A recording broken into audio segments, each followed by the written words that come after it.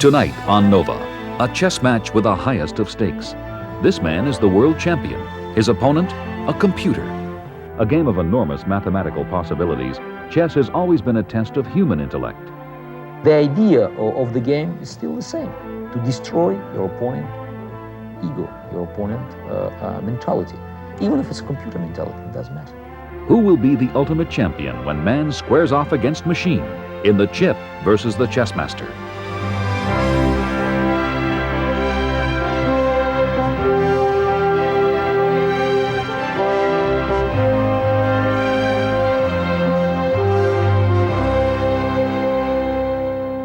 Funding for NOVA is provided by Lockheed, a bold new force in systems engineering, management, and technology services for defense, space, and industry. And the Johnson & Johnson family of companies, supplying healthcare products worldwide. Major funding for NOVA is provided by the financial support of viewers like you.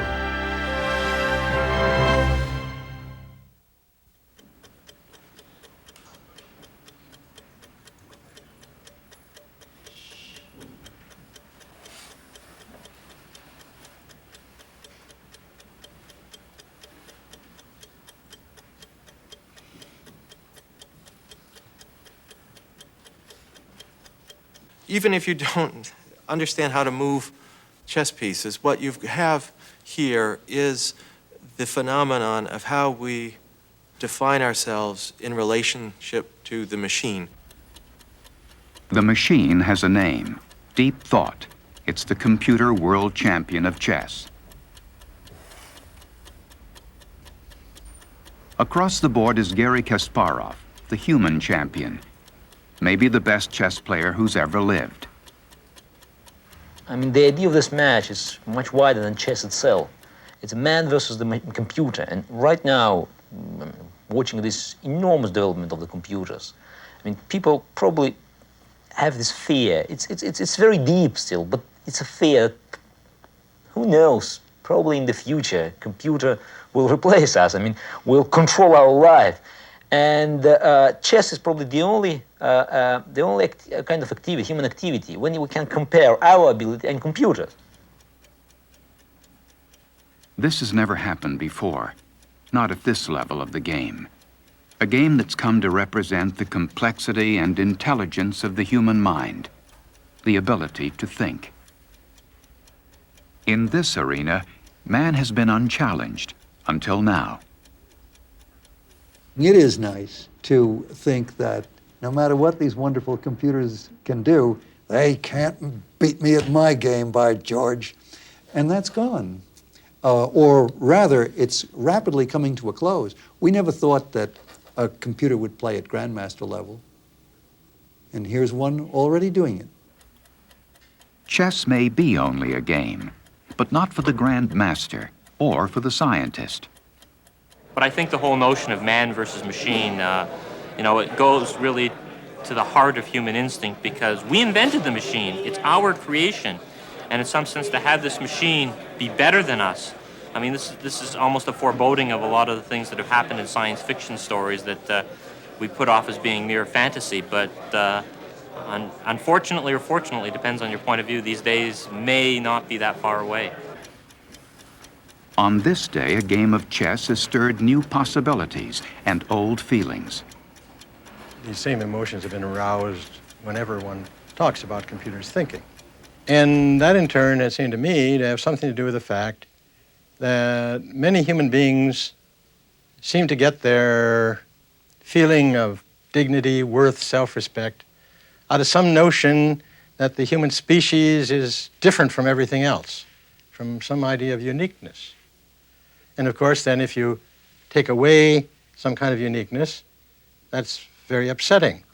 And I guess there were some guys who were very upset when Galileo said, or Copernicus, you aren't right in the center of things. In the moments before their match, the adversaries are at the center of a brave new world of chess and the microchip.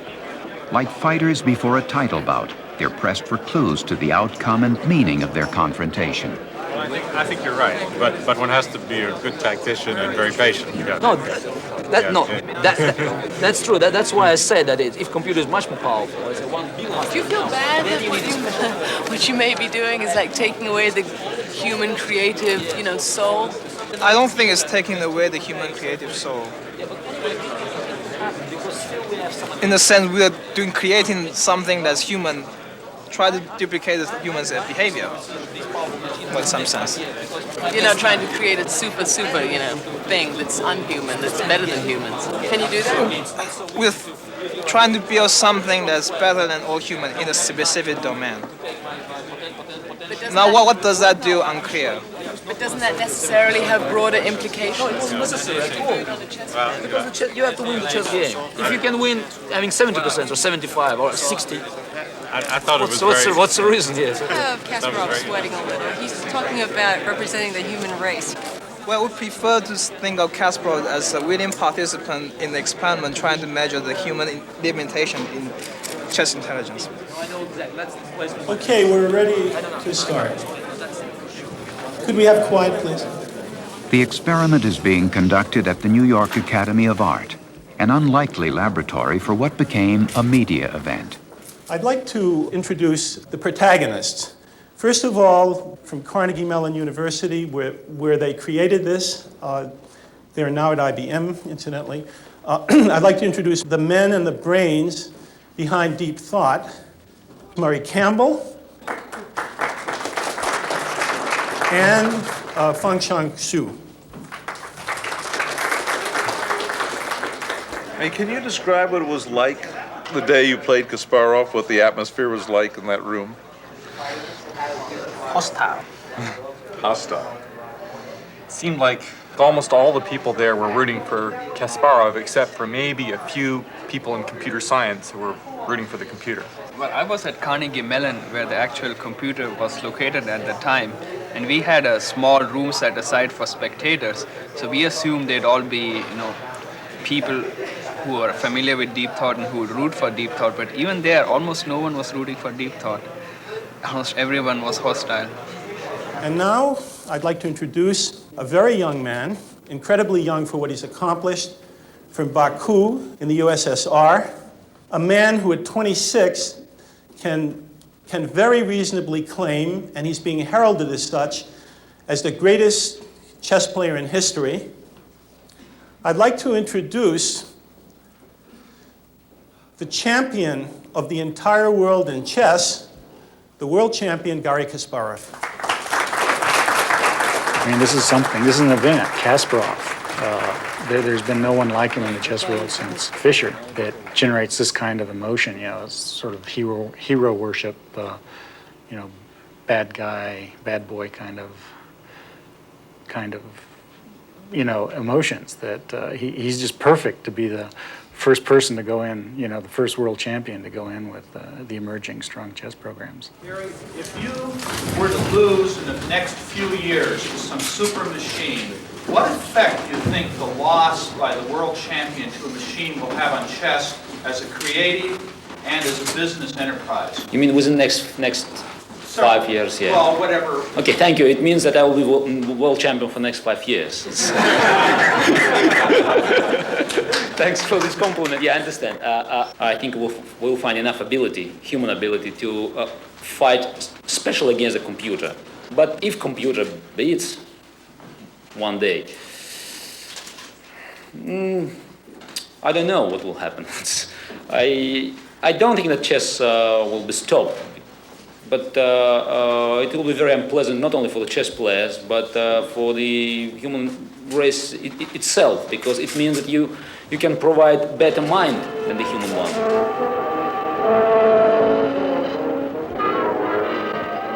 A thought unpleasant to some has inspired others who would turn smoke and fire and metal into a mechanical grandmaster.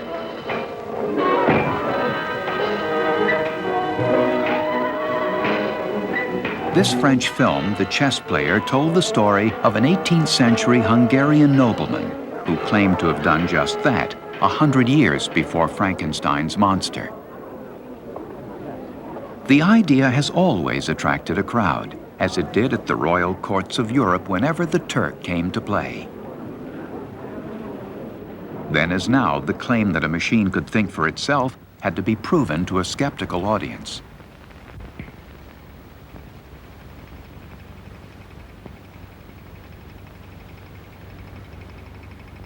What the public saw was a complex automaton whose gears and levers were carefully charted and studied.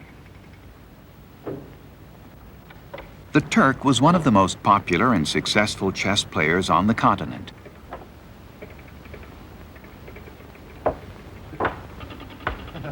King smiled, so did the inventor, but not Napoleon, who it said was beaten in 19 moves.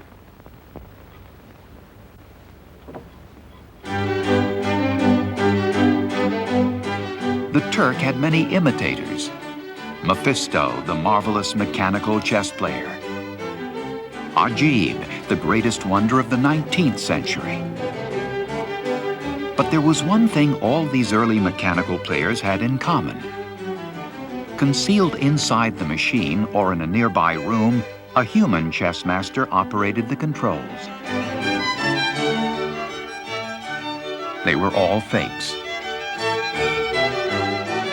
The first machine that could play on its own didn't appear until early in the 20th century.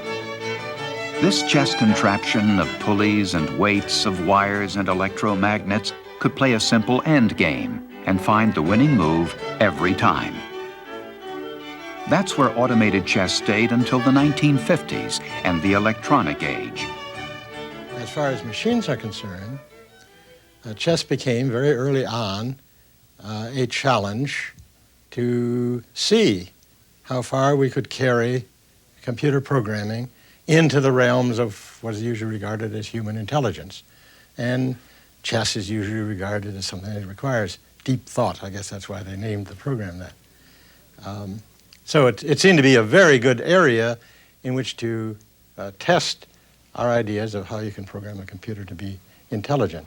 Our research work has as its prime motive the investigation of human thinking processes using the electronic computer and also the game of chess. It was provocative, promising, and primitive. In 1959, the idea was to create an artificial intelligence, a machine that thinks the way a human thinks. The machine is now being given the instructions to prepare its next move. It is in its thinking processes now, which last for approximately 6 seconds. 3,000 individual calculations have been done. The machine indicates its move by means of the console light, which indicated that it has moved the pawn 1 square forward. One square led to another, and another. For computer scientists, it was an intriguing challenge, since chess depends on a well-defined set of rules and a finite, if immense, range of possibilities. It was programmable. And once a machine could be programmed to play, why not to win? That was human nature. It's been a dream, one of the initial dreams of computing science since computers were first invented 40 years ago, to be able to build a machine, or in those days, write a program that could defeat the human world chess champion. It was just posed as an interesting problem. And it's been 40 years that we've been working very hard on this problem. At first, programmers thought they could succeed by imitating the human player. But by the late 1970s, as computers grew more powerful, scientists began to rethink how the computer game could approach the highest level of play. To beat humans at their own game, it would have to be done the computer's way. You'd think that the human mind is something special. It's more than just a machine. And when you're beat by a machine at something that's considered to be the epitome of intellectual activity, something happens. I mean, either the notion of intelligence or chess or something has to change when this happens. This may be a place to study the nature of problem solving, the potential of the computer. But that's not on the mind of Garry Kasparov as he sits down to begin play against the first computer good enough to challenge a world champion. going to start the clock now. Everyone be quiet and no more talking, please. In the game of chess, every move counts, forming a pattern of attack or defense. The power and role of each piece is determined by its relationship to other pieces on the board. A pawn may be the weakest piece, but on the right square at the right time, it can threaten a king. Both man and machine have the same goal, how in every position to find the best possible move, but they won't find it in the same way. Kasparov calls upon every resource of memory and knowledge, of imagination and inspiration. Deep thought does what a computer does best, crunches numbers, millions of them.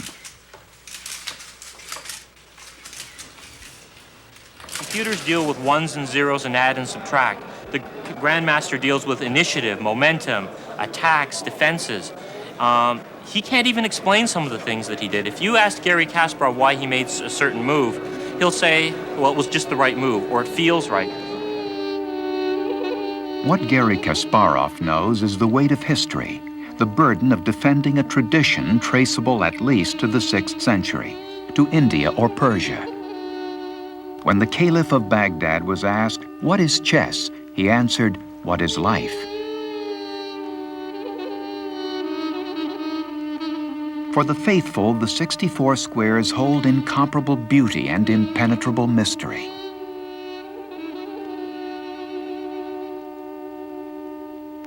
A game whose possibilities haven't been exhausted yet. A puzzle that may never be solved, not entirely. The origins of chess are linked to games of war, to intricate maneuvers, a game of cunning and courage, played by warriors of the mind. This fight between these two egos, two intellects, it's the essence of chess, you know. It's an essential point of our struggle. And that's why I think that chess is a very violent sport, because having the match, let's say Kasparov-Karpov, you are trying to destroy the ego of your opponent, and it's two very strong wills. And if you win, it's a big psychological shock for another player. In order to want to compete at chess, in order to want to win at chess, it probably takes a certain type of personality. You need to be very competitive. You need to have a very large ego, really a strong desire to beat someone in some sense. A lot of ego, a lot of resolve, a lot of determination, a lot of arrogance. Then we get down to talent. That's the last part. And if you ain't got the talent, you ain't gonna make it. And you gotta wanna win. I have to destroy it. I have to, that I'm human, I have to remember that this is I have a special strategy how to show the computer's consequences and how to avoid the unpleasant positions for me. And it gives me more confidence playing against computer than if I play versus a strong player. But the idea of the game is still the same, to destroy your opponent ego, your opponent mentality. Even if it's a computer mentality, it doesn't matter. To outwit a computer's mentality, Kasparov has prepared for deep thought as he would any other opponent, by carefully studying 50 of its previous games. Playing the white pieces, deep thought moved first. Kasparov chose a Sicilian defense named for an Italian priest who first recorded the move in the year 1617. After 10 moves and an exchange of minor pieces, the game is fairly even. It's about ready to play. Ooh, it's coming up, and that gives it a score. It thinks it's got almost half a pawn advantage at this point. It thinks white has a very strong position in this particular configuration. White has a very strong, dominating position in the center, and deep thought likes that sort of position. The game's mathematical limit is vast. For the machine, speed is essential. The faster the computer, the more positions it can examine. It's looking at close to 700,000 chess positions every second as it's calculating this. And by the time we're done in maybe a minute, that's 5 million, 50 million chess positions. Chess may be both art and science, but in the computer chess game, it's also engineering. Carnegie Mellon University, birthplace of deep thought, is a pioneer in the quest to build a chess machine better than any human. So deep thought starts when it's making a move by sitting at a little chessboard. So there it is, okay? And the game of chess is played by making moves from this. So this is the way the actual game of chess is played, is by making moves from this, which move to a new chessboard, at which point, let's use another color, at which point the opponent, so we'll put human in red and this in blue, okay? The human opponent makes a move, and that's the way the actual game would go. Deep thought makes a move, human makes a move, deep thought makes a move, okay? If you're sitting here trying to make a move, then the question is that the right way to go? There are other things that you can do, okay? So in fact, you might look at this or this or this. At the chessboard, it's not a matter of luck. There's no roll of the dice. To begin the game, there are 20 possible moves. After one move by each side, the number of possible board positions increases to 400. After 3 moves, to more than 20,000. By mid-game, to look ahead several moves involves possibilities in the trillions. To find the best move, deep thought must look at every possibility that time allows, at a game tree whose branches extend in every direction the game can take. There's no way in which any computer, present or prospective, could play out all the branches of the game tree. You can get various numbers to estimate how big that is. I used to say 10 to the 120th, but that's probably too big. It's probably only like 10 to the 50th.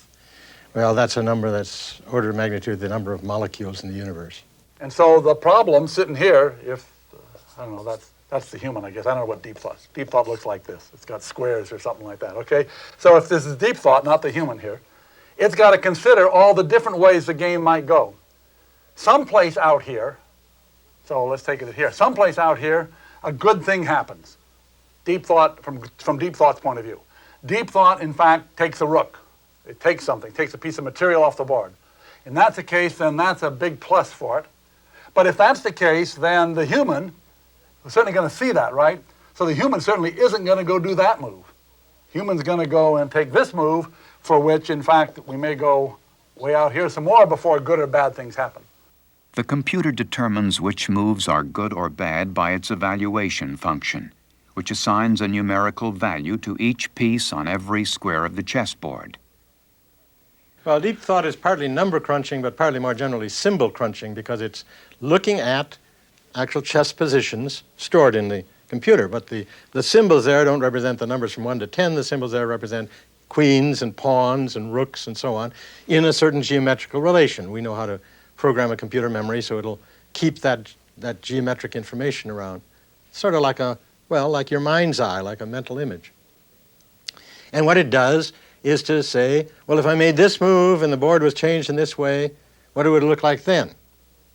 The number crunching is all at the end of this process when it finds a position and wants to evaluate it. Then it says, oh, I've got 2 rooks and a bishop and a knight, that's worth 16 points, and so on. And I've got this center control and so forth, and that's worth so much, so it kind of adds it up. So here you are, sitting back here at the beginning, where none of these moves have been made, okay? And your problem is to go out and search, which is why we always talk, search out, and when you find things, to realize what the opponent would do and therefore what you ought to do, in order to find out that in the long run, this one didn't work and that one doesn't work, but this is in fact the best one that you can see in terms of how far out you can look, okay? And so that's what's called the search of, this is called the game tree. Doesn't look much like a tree, but if you turned it this way and drew it up like this, then it would look like a bush growing up. It's called the game tree, and this is called the search of the game tree, deciding whether there's a plus or you lose a rook out there, or the position is simply bad for you, you're all cramped in one corner. That's called the evaluation function, and that's how these things play chess. Well, I can start the program, and what it does is it searches down to a depth of 4. That means it looks ahead 2 moves for white and 2 moves for black, and comes up with a value. In this case, it thinks the value is 4. That means it's slightly better for white, and it wants to play the move e4. Then it comes back and does the whole thing again, except doing it one move deeper. So it searches ahead 3 moves for white, 2 moves for black. So that's 5, what we call ply. And in that case, it changes its move, and it plays a different move, knight to c3. And then we continue this process. It's called iterative deepening. You go deeper, step by step. Now it's going 6, 7, 8, and then it'll reach this maximum depth that it's set. We can call that the horizon. And then at that point, it's going to evaluate the position. The whole search through all these possibilities, the goal is to find the line of play that leads to the best position, the position with the highest value for the player that's on the move. The prototype for deep thought sits on the floor of an engineering lab. It was built for a few $1,000s from scraps by a graduate student who didn't play chess. This is deep thought. What are we looking at? You're looking at what's normally called printed circuit board. And there are 2 processes on this. Each process can process about 500,000 chess positions per second. And combined together, depending on the software, it'll examine between 700 to 800,000 positions per second. And the core to both processors is a so-called chess move generator. Here's blows up micro photographs of the chips. And it can have nice 8x8 patterns. And this is essentially a silicon chessboard. Here's what it physically looks like of the chips. On this one, each one is a chips. And each one of them is a chess move generator. A silicon chessboard packed neatly into 2 microprocessors generating close to 1 million positions a second. That's the hardware which allows deep thought to search out all possibilities up to 5 moves ahead, and which in the eyes of a human champion can produce unexpected results. Deep thought has failed to perform a special maneuver to protect its king, called castling. Either deep thought has found something Kasparov doesn't see, or it has made a mistake. Either way, the computer is carried forward by the power of its massive search, playing this subtle and cerebral game by what's called brute force. The core of deep thought is its brute force search, and that's how it generates all its ideas, quote ideas, its moves. And so without that, deep thought would not play very well at all, without a brute force, a very large brute force search. Brute force. The red light indicates the depth of the search. A special program called Singular Extension helps deep thought identify and look deeper into especially promising moves, something it must do to be competitive. To demonstrate singular extension, deep thought comes up with a memorable move from a 1938 game between world champions, the Russian Botvinnik and the Cuban Capablanca. It took Botvinnik examining this one position 30 minutes to find the winning move. Deep thought finds it in 10.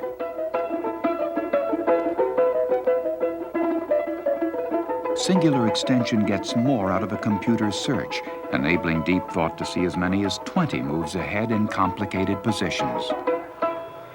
A human looks at 1 or 2 positions in a second, maybe 100 positions when it's considering a move. Deep thought looks at several million a second. And when you take this over an average 3 minutes moves, you're talking 100 million positions, something like that.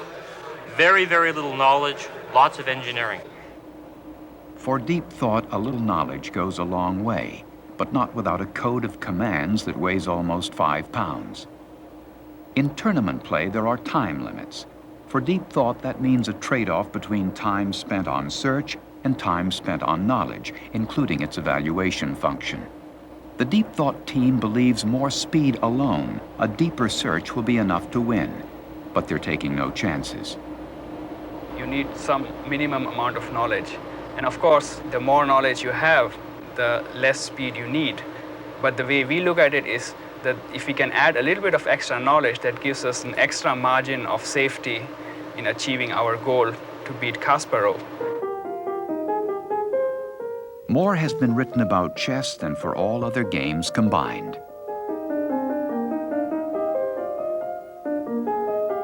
What Kasparov brings to the chessboard includes 1,000 years of recorded history and wisdom, of which deep thought knows very little. The computer game is speed and search, not knowledge, but it needs to know some things that only a grandmaster can teach it. One thing that deep thought is lacking is hundreds of years of chess experience, and that kind of experience is necessary for deep thought to perform on, the top level. And can you provide a computer with that kind of experience? Yes, and this is particularly what I'm doing, trying to provide deep thought with that kind of experience. Deep thought doesn't think for itself or learn from its mistakes.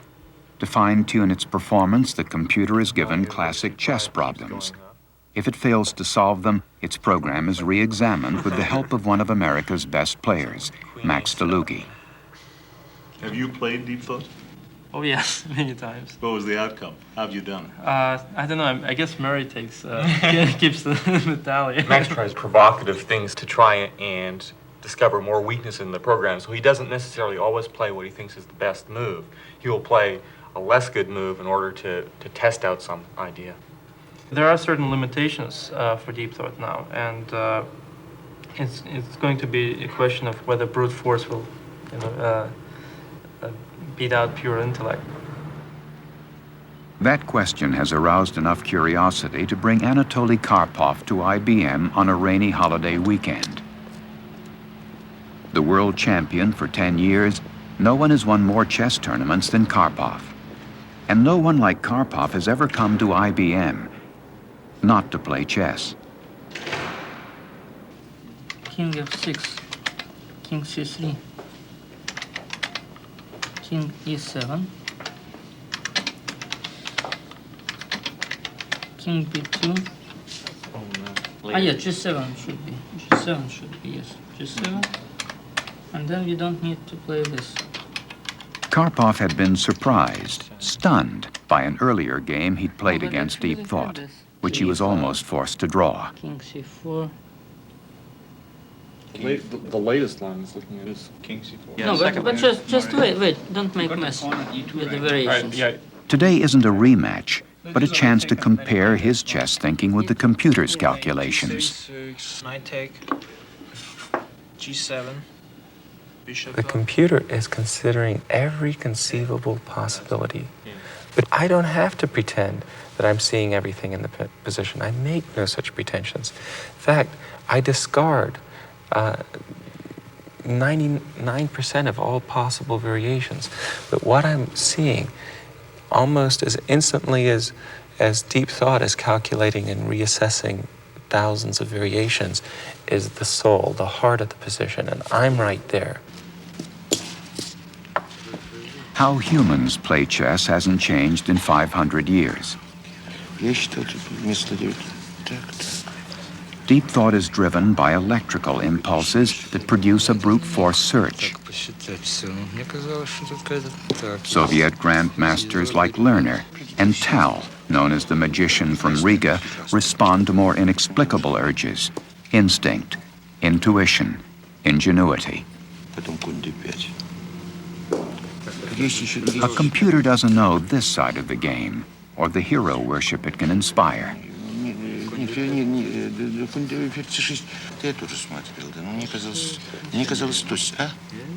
There is such great difference between computer's operation and human. Chess is not only pure calculation. Even if computer calculates millions of the position, you still have to evaluate or to not evaluate, but just to understand the position itself. Common sense. That's our advantage. I want just to be the man who will save our pride, human pride.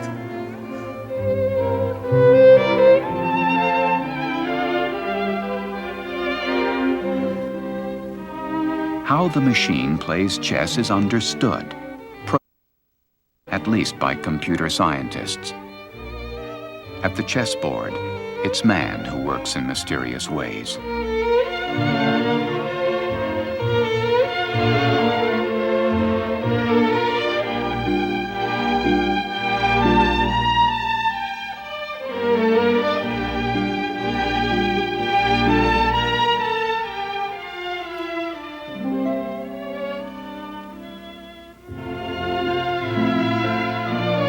For the human player, chess is a game of nerves as well as knowledge, of psychological gambits, a test of wills and competitive spirit.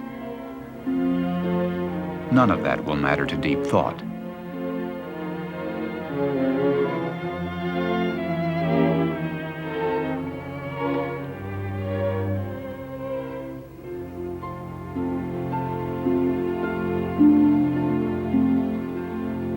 My own feeling is that we're going to finally shake the idea that everything has to be done in man's image. We're going to find out that man, as marvelous as he is, evolved to meet a set of needs, and that there are all sorts of other needs which man has himself created, which machines probably deal with much better than man can do himself, and I think this is going to be an example of that.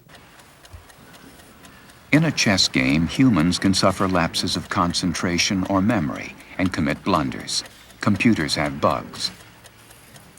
A bug had delayed Deep Thought's castling maneuver, costing it time and wasted moves.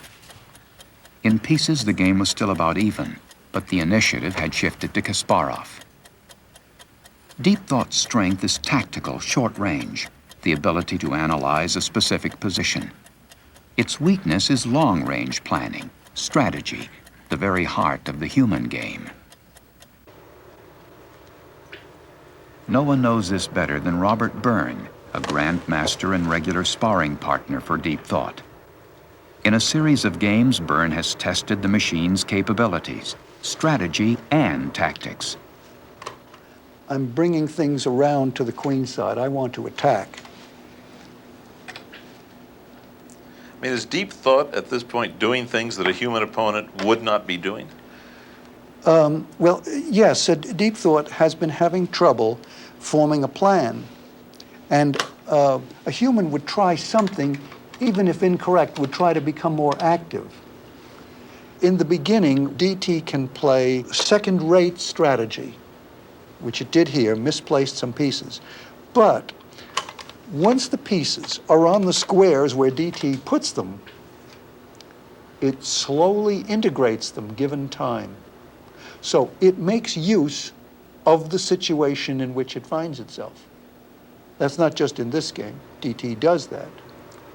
Byrne has won and lost against DT, and familiarity has bred respect. The outlook for humans is not too good, because the two games that I won from Deep Thought were very beautifully played by me. Now, if that's the only way, you see the point. If that's the only way Deep Thought can be beaten, is by doing a virtual tour de force, then in the long run, unless you can think up some other way to beat it, it's going to come out ahead, because you can't turn these out every day. The first game that I won from Deep Thought contained the best combination I've played in at least 10 years. But Byrne plays on, drawn to the challenge, analyzing, even marveling at the computer's game. You see, there's a pin on that rook, but not after this there isn't. You see, the rook is defended now by two pieces. My rook is attacked. So, and I was thinking of doing this because my game is now very bad. I was thinking of, and probably should have, just given up the exchange here. You can't make a mistake. You can't lose your concentration. If you're doing it pretty well, 40 moves, you must find the best 41st move. Because that's the greatest advantage of the computer, is stability. Computer doesn't lose hope. Computer doesn't care about, previous mistake. No psychological hesitations. The machine will see some cleverness that the human being had not conceptualized. And I see that all the time with high tech and with other computers. They do things that are very difficult for humans to understand. And for instance, on defense, they will defend like iron. They see all the possibilities and they very objectively deal with all of them, try to ward off the most dangerous ones and maybe have to accede to the less dangerous ones. Whereas a human being usually collapses under that kind of pressure and eventually makes a mistake and loses. Some people are very upset by this. They don't like the idea of a machine triumphing. But you can look at it another way. It was these geniuses, Feng Shui-Shu, Murray Campbell, Thomas Anantaraman. That's a human achievement, what they did. So DT didn't put itself together. Humans did.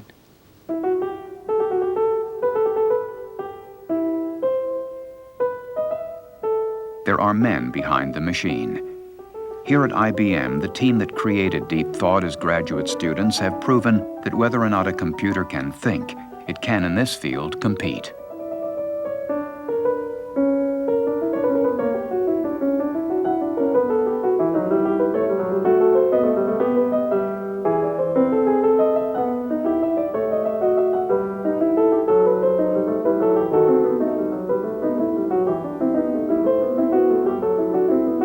Deep Thought is the first computer to play at grandmaster level, compiling a list of important victims that grows as it gets deeper and deeper into the game.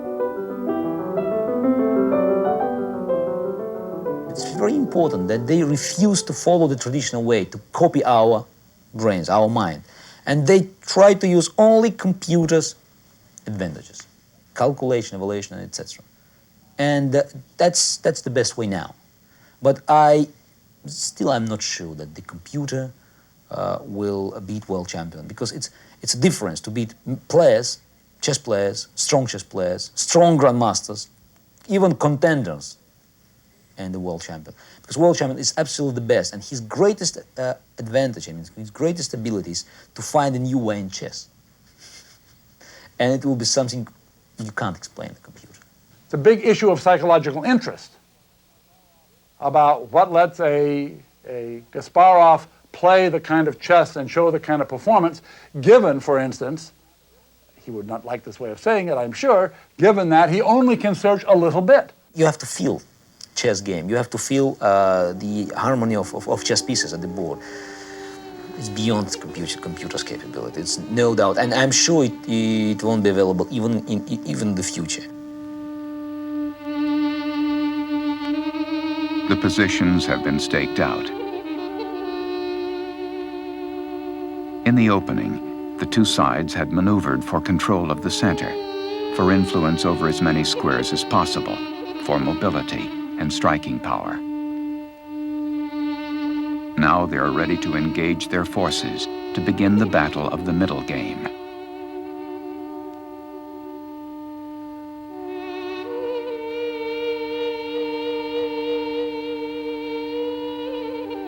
Deep Thought has been forced into a defensive position, but defense is what the machine plays best. It's Kasparov who will launch the attack.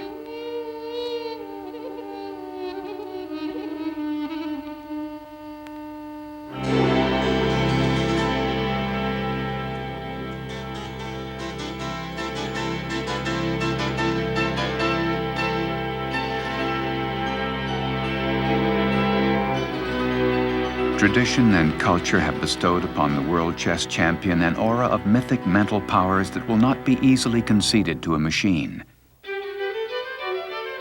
Not by Garry Kasparov.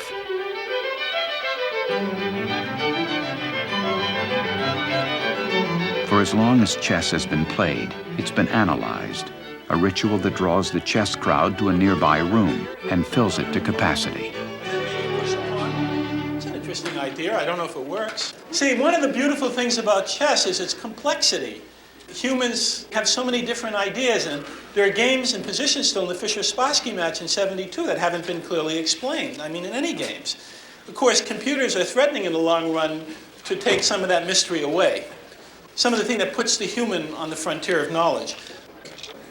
And the machine comes back. We don't have to explain this anymore. We know why it's doing that. It doesn't see anything else to do. It's just waiting.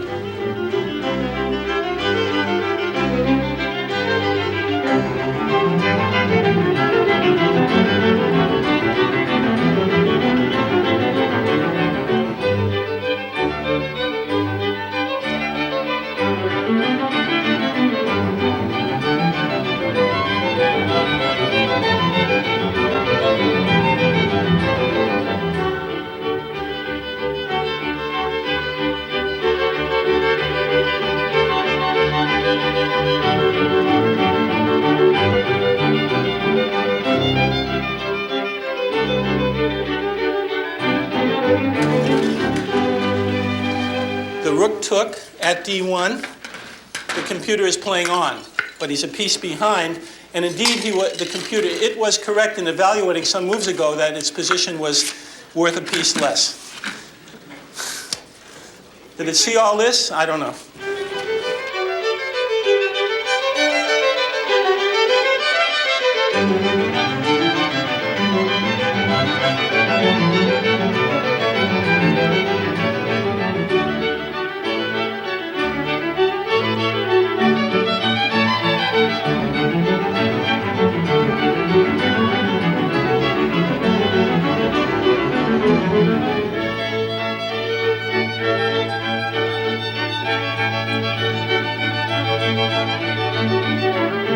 By this point in the game, Kasparov's assault has caused deep thought to mark time, looking in vain for a counterattack. Murray, can you just explain how resignation takes place? Say, I give up. We discussed before the game when the evaluation function got below a certain level, we would resign, and it hasn't gotten below that level yet. What is that level? But it was 700 points, which was, a pawn is 128 points, so that's about 4 pawns.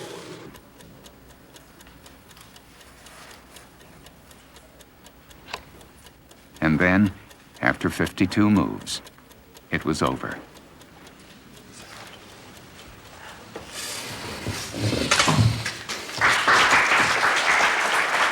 Rook to E2 by Garry Kasparov, and in this position, the computer admits defeat.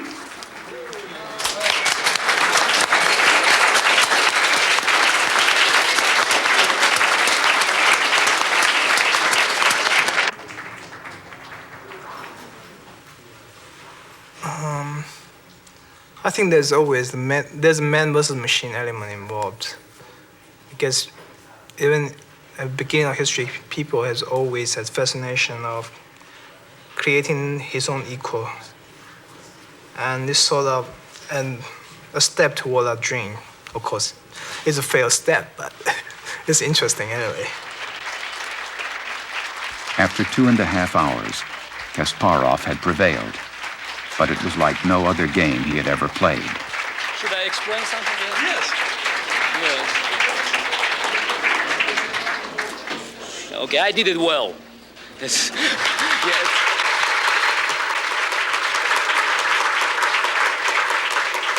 Before the first game, I was a little bit worried because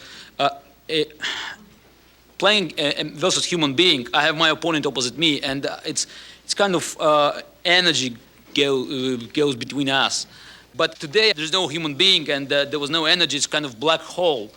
But I discovered a new source of energy because I played against computer and the audience, it's just human beings. Everybody wanted really to crash the computer because we have something common, we're human being, and thanks very much for this enormous energy supply.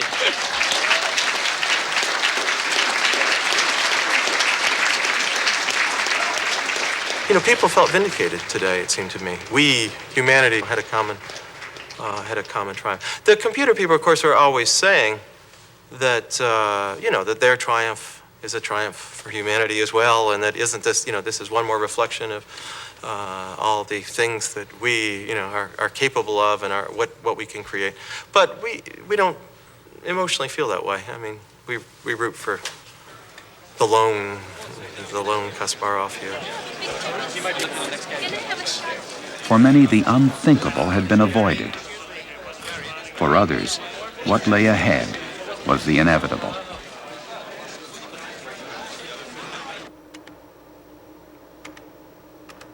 Back at his drawing board, Sue is working on what he calls the ultimate chess machine. One that by running 1,000 chips in parallel will look at 1 billion moves a second and become champion of all the world. So once you can look at 1 billion board positions a second, you've got it. That's the way I figure, yeah. Is it just a matter of time before Kasparov is defeated by deep thought or by deep thought's successor? I think so. A matter of not very long time. Yes, in the forever future, yes. Something that a 3-year-old will hold in their hand will beat the world champion. There's no doubt about that. It's inevitable. The machines are getting faster and faster, and humans are staying more or less the same. Absolutely. Without a doubt. Without a doubt. Many have said that Kasparov is the last human world champion. I don't know. We shall see when I lose my challenge. Because it will happen once. I don't know when, but it will happen. And then I understand that's the limit. Right now, there's no limit because I can win any challenge. And I have no doubt I didn't use my 100% capability. Not yet. It wasn't necessary. And probably that's a great pity for me, yes. I want to use it fully. And for right now, for me, I think it's the only chance is to face the computer with 1 billion operations a second. Within 5 years, I will show my real chess, what real I can do at the chessboard. That's how it started in the first place, as a way to find out what man and machine could do at the chessboard, to find out more about computers and about ourselves. After all, when we get through with the mind, we will go back to how humans can feel. So machines, in fact, can't feel sad. They can't feel empathetic. You know, they can't feel sort of joyous and smile. They can't feel good when they get up. They can't feel depressed. So it turns out that those will be the real human things, and you can have your ability to think that will sort of pass in the night as the key thing. So it's only now that the key is sort of on the intellectual activities that we think that's all important. And maybe after 3 rounds, or maybe more than 3 rounds of this, we might rethink the whole situation and say, maybe the important thing isn't our uniqueness at all. Maybe the important thing is that we sit on this little pale blue globe, at least that's the way it looks from space, along with all the other creatures and the plants, and that's where we're going to live for a long time, and we better learn not how to be unique, we better learn how to live with the rest of nature, to be a part of nature.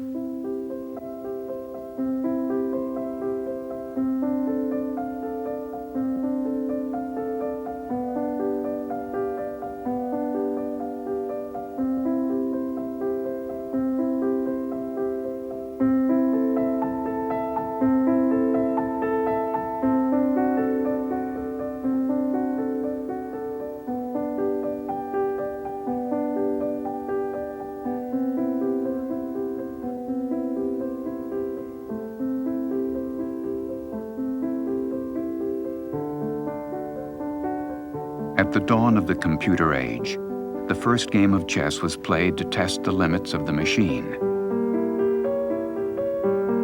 Now it's the machine that may be testing the limits of man.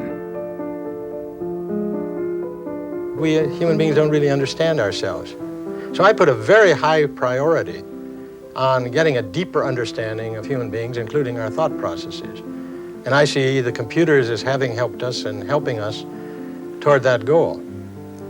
So I don't think it's important whether computers can beat people or people can beat computers in chess anymore than I think it's important whether racehorses can beat marathon runners or marathon runners can beat racehorses. That isn't what human race is all about. But I do think that it's terribly important that we get a deeper understanding of ourselves. And if computers can help us do it, which I think they can, obviously, then we ought to be using them to do it. We have some perspective in the future, not only computers. We can find something, we can create something new beyond the computer's ability, computer's imagination, let's say. And that the human being is able to resist this artificial mind very successfully. I mean, how will you feel if someday you do lose to a computer? Single game or the match?